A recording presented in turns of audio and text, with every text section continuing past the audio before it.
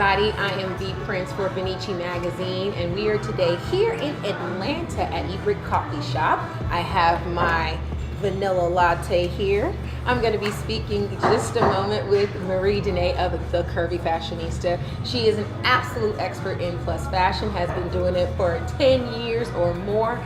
I have known Marie for a cool minute, and I have just watched her and her brand blossom. She is an absolute expert in just fashion in general. She is the go-to girl when you need to know what's really going on, and I have been able to watch her from the beginning. So I'm so happy to have her here today, and she's going to fill us in on what's going on, girl.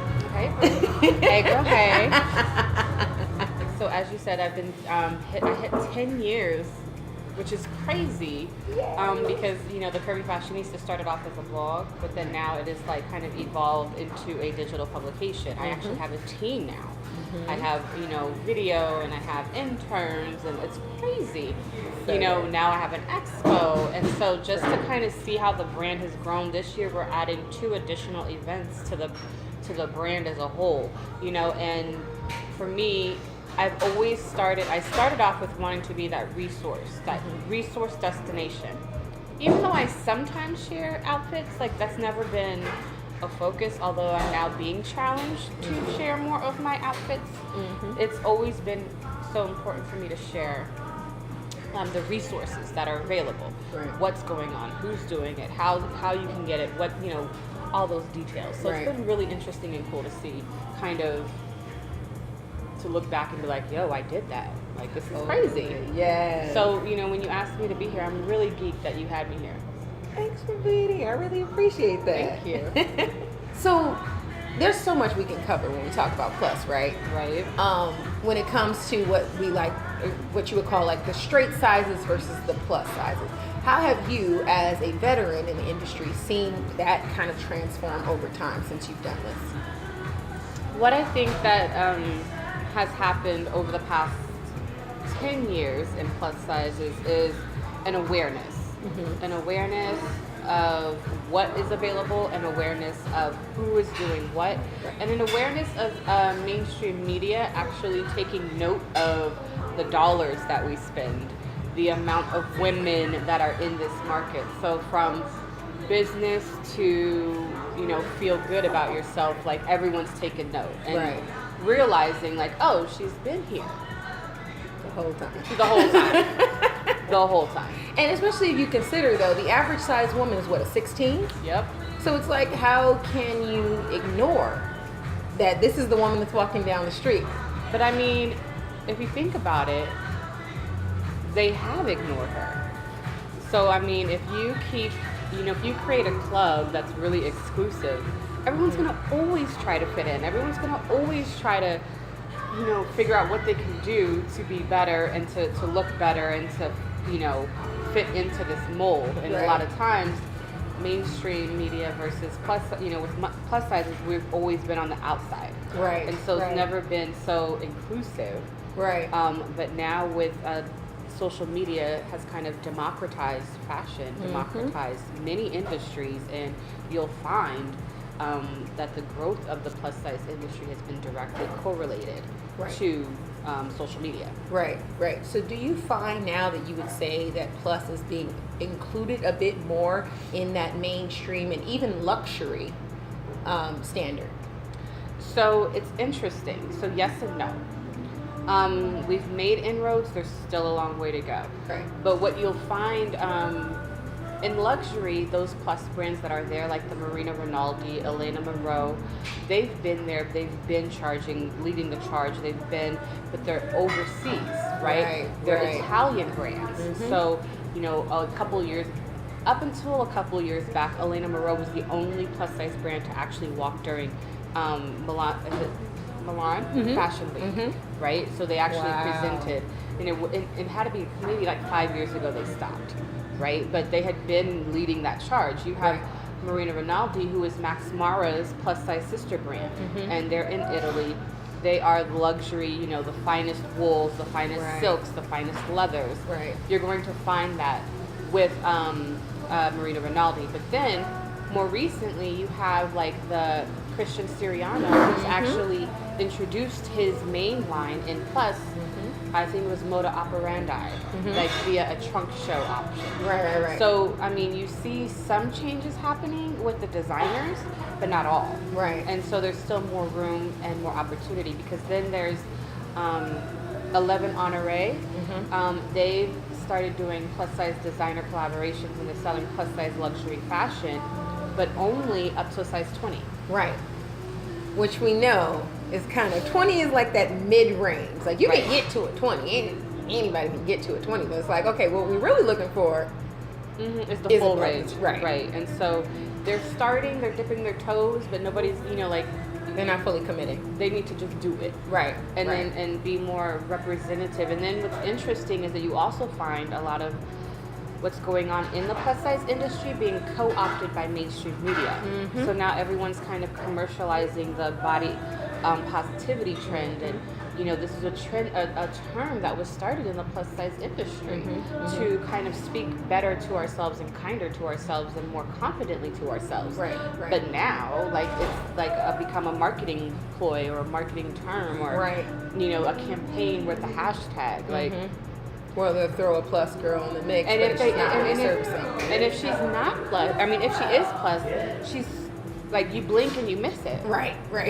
So to have that visibly plus girl, like, really, like, being represented, it can be a challenge, especially then when you look at a lot of the inroads that have been made in plus size fashion over the past 10 years have actually been by women of color. Right.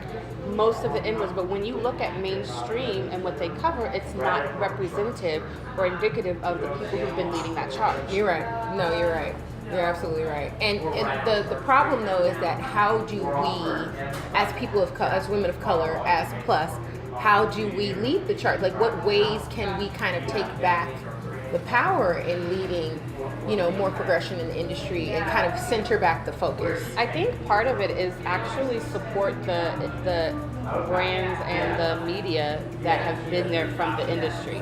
Rather than sharing a post from Cosmo, share it from the Curvy Fashionista. Rather than sharing a post from Glamour or Bustle, share a post from Plus Model Magazine or Stylish Curves. There are media within the plus size industry that have been doing this for years, not just 2 years, but like years. Years and years, yes. And they deserve the same support and recognition, especially because they've been here talking about it when nobody else would. Right.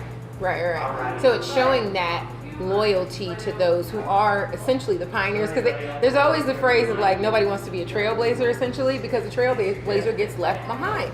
And you do have that bigger brands that will come in and try to take over, and the message gets completely missed at the end of the day. Just to switch gears slightly, how do you feel about now we've got Ashley Graham, she's a judge and she's in all these different things. How are you feeling about her presence and what that's done in the plus industry? But then how also would you say, how far is that road that we have to go to include more plus personalities in the mainstream? Ashley Graham is bae. She's a friend. Right. But sometimes I feel like between Ashley Graham, what's her name, from the Aerie campaign, she has the blonde hair. You know what I'm talking about? Yeah, I know who you're talking about, but her name does not come to mind now. But her, like, okay. I feel like whenever someone talks about plus size, they immediately go to them too. Right. There are many more voices, many more models, many more models of color who are slaying it, who need that machine behind them too, to kind of help amplify and give diversity to the voice of what media is listening to, because right now, they're only listening to these two voices. Right now, they're only listening, and it's a challenge because while everyone's voice is valid, one voice doesn't speak for the whole industry. Like, I'm tired of the drop the plus conversation. Like, it's a distraction. That's exactly what I was going to say. It's ridiculous. It's like, until we actually have plus sizes equally represented in every single store, then we can get rid of that conversation. But until then, if I have to sift, dig, scour or whatever, just to find my size in a store, I need a plus size section. Right. Yeah, it's kind of like almost similar to when they say I don't see color. We can't not see color until we see color. Right. We can't say we are all on the same page if we're not clearly not on the same page.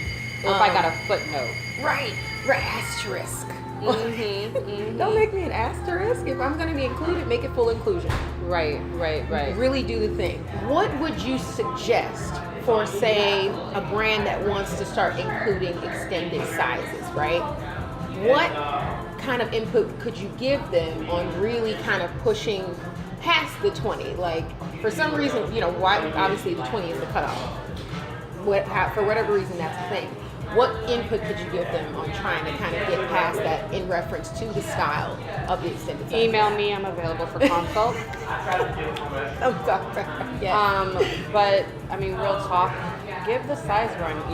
At minimum you should be doing 24. At the bare minimum you should also be thinking about 32. Right. It's very frustrating because many brands will do 0, double 0 to 18.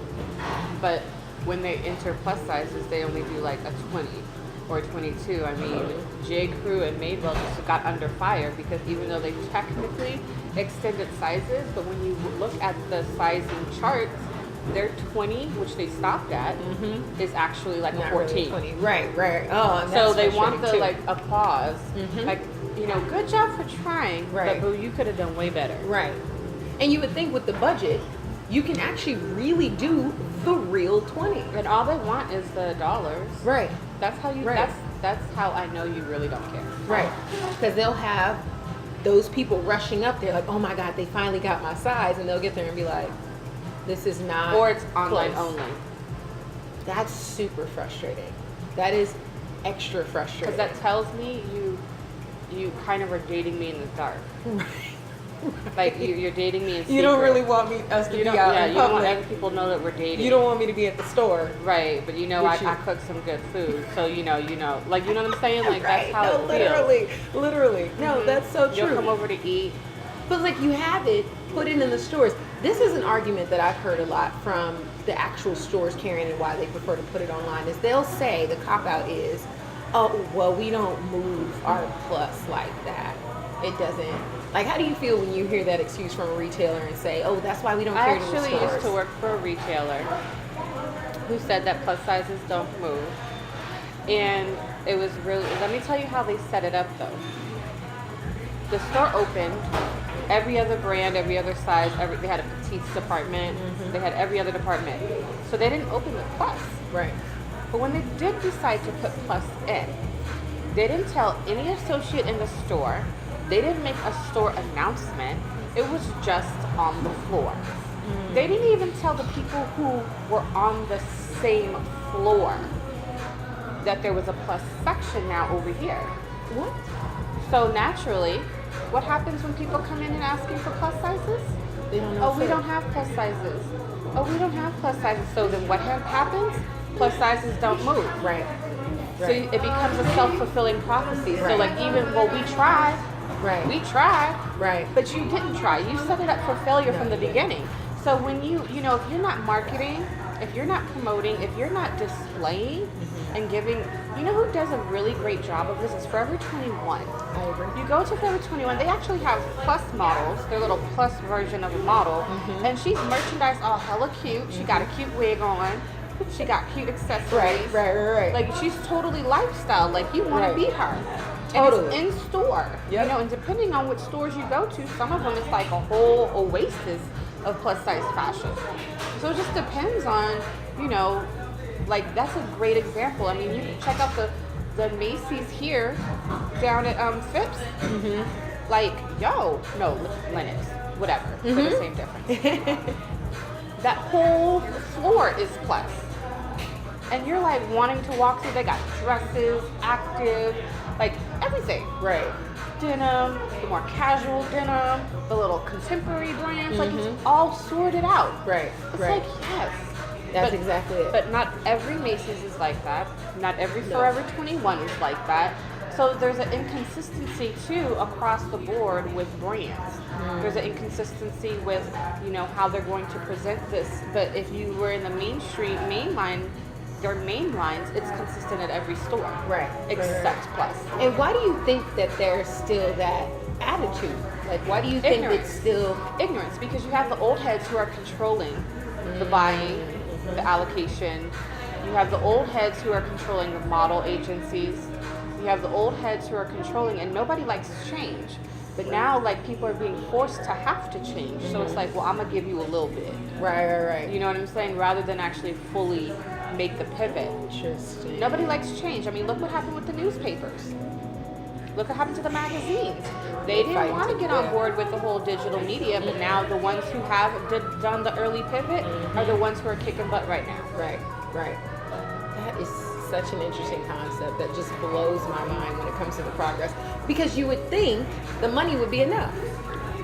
It's a multi-billion-dollar market. 14 billion. Right. With a B. There's a B. There's a B. At the front of that. Would you say, if the money is not the thing, it's and a they're bias. afraid of the change, it's just the bias, and they just want to sit in that Because for the bias. longest time, the plus-size woman was a woman in transition. Right. She's not going to invest in herself because either A, she's trying to lose weight, or B, she doesn't care. Right? It was just one of those two. And so we want to shame her to lose the weight. Or she wants to hide. Because how dare she be She's confident? not going out looking like that. How dare she wear something outside of black and blue, navy? How dare she? How dare she? How dare she wear a bodycon? How dare she? All these rules or assumptions about a plus size woman. We're not always all sitting on a couch like as Karl Lagerfeld's comment, eating a bag of chips in our sweats. Right. We're not. Like, some of us are living our best lives and are running businesses that are moms, that are sisters, that are we are women. Right. We have these multi-layers just like the straight size women. Right. It's true. And there has to be that respect. I think, or I would say, do you think that the reality, the modern day woman, is colliding with that kind of image that is being portrayed in the media?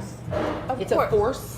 I think what you're finding is some people are trying to play catch up with what's happening, so they go to the low hanging fruit, some of the basic stuff you can Google, rather than really kind of digging in deep and getting to really know and understand the industry. You'll find that sometimes with PR people who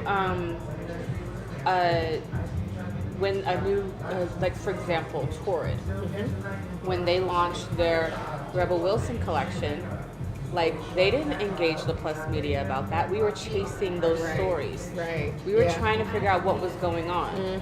When they had the launch party, they had Rumor Willis was hosting that.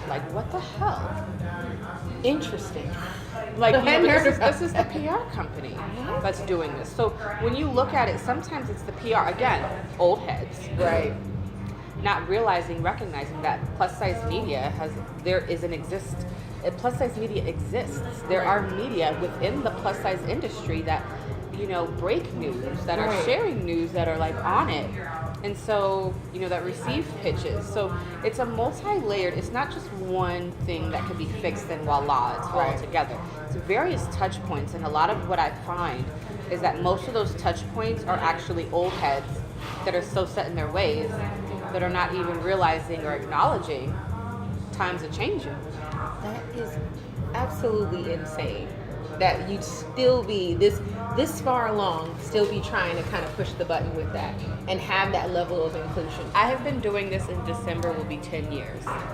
Some things have yet to change. Holy cow. Would you say, if you were to say you started and the industry was at, let's say 2 out of 10, you are at 2 out of 10, what are we at now in as far as the plus industry being included? I think a 6. Okay. A 6 or a 7, depending on, the news cycle. Right. But then again, it's usually the same people in the news. So, there's that. Right. So it's okay, well. Yes, success. We did it, but then at the same time. But then it's even frustrating because then it's like, what messages? Yeah, great, we're being, included, but what messages are now being shared? Right. What messages and how representative of those messages that are being pushed are actual? Right. Because you have, again, what's going on in the industry, what's going on in the community, and what's going on socially. Right. And those sometimes could be three different things. Right. Well, hopefully we can get on the same page at some point, but I mean, we aren't going anywhere. True. There's nothing. The curvy girl is the average woman, and she wants clothes that fit. 67%. She wants clothes that fit, and she's got the money to pay for them. She and does. They should be in the stores. She does. They should be in the store straight away. Final thoughts about where you think the future of plus is headed to. It's curious because, I look at, especially with me hitting 10 years, and I look at like the people who paved the way before me, and I'm looking, we yet have a plus size print publication, a monthly publication. Right. Like you can go into, I don't know, the grocery store and pick up a, or Walgreens and just pick up a plus magazine. Right. We have yet to see that. We have, we're still a token right now rather than inclusion.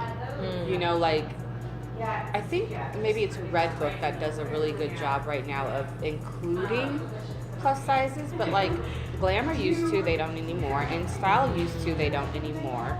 And sometimes we're maybe relegated to one page. Their magazines have like a gazillion of pages, and we still only get one or maybe 2 pages. It's insane. So there's still a long ways to go when you look at where plus sizes is now. And I think one of the other challenges too is challenging the brands, the plus size brands, to view and recognize the media that has grown in the plus industry just as valuable as mainstream media. Right. Yeah. No, and that's I had one marketing exec say to me, she's a CMO, but don't you guys want to be in Glamour? And I was like, no. I was like, Glamour ain't checking for us. Right. I mean, it was so mind-boggling for her. Like, she was like, why wouldn't you? I'm like, man, they ain't checking for us. Right. Some of these brands, some of your favorite brands that you read on a daily wouldn't take a single pitch from plus-size writers. True. Now, all of a sudden, oh, we're inclusive. And I'm like, I remember when. Right. Side eye. Looking at you from the side. So it's kind of weird. It's kind of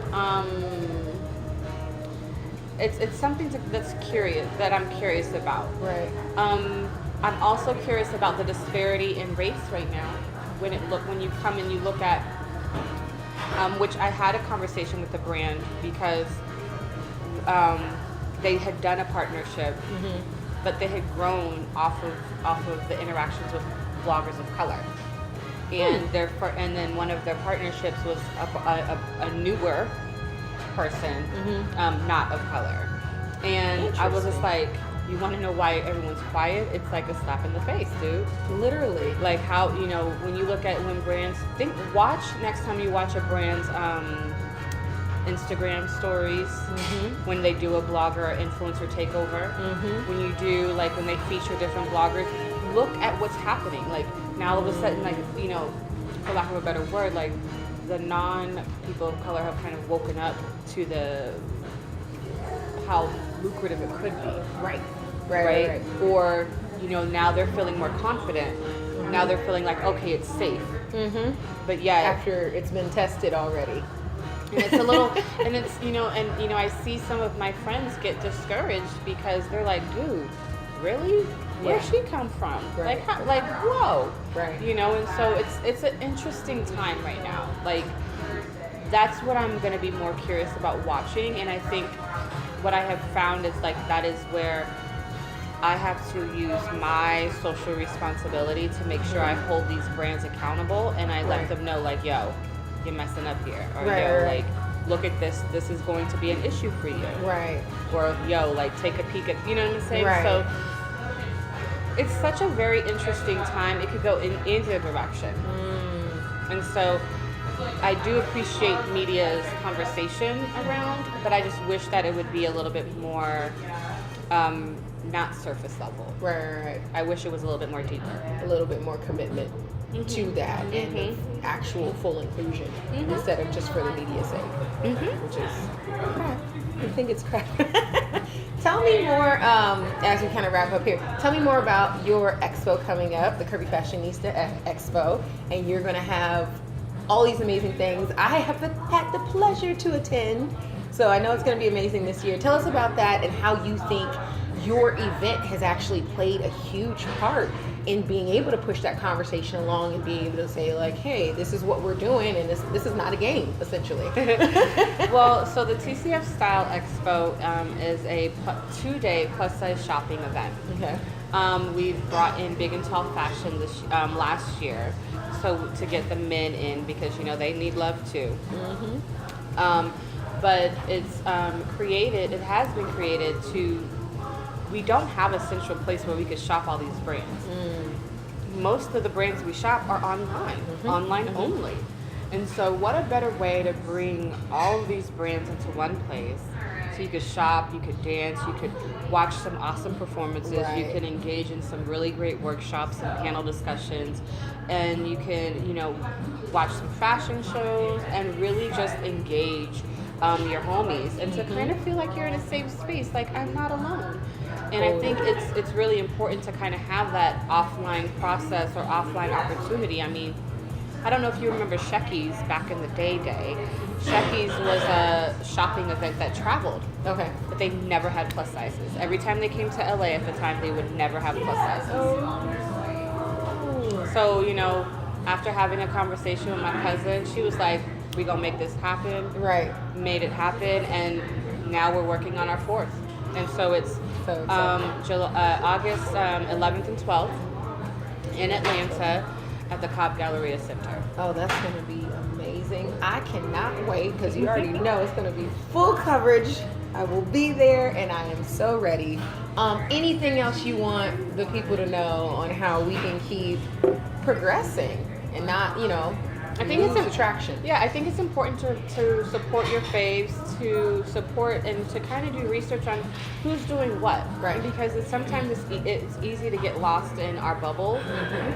But I challenge people to step outside their bubble. Right. Find new people to kind of follow. I'm always researching like who's doing what because it just adds to the dynamic of the industry, the dynamic of what's going on, and helps move everything forward. So I think it's really important to one, support and read and share, especially in this time and age where Facebook and Instagram are playing games. Oh my God. Share it. If you like it, share it. If you like it, like it. Really show support and active support versus passive. Right. And put your money where your mouth is. There you go. That too. But for me, we publish two to three articles a day. So, we always have content. We are always sharing, educating, having fun with. And so I invite you to take a look at the curvyfashionista.com. We are your plus size fashion resource destination.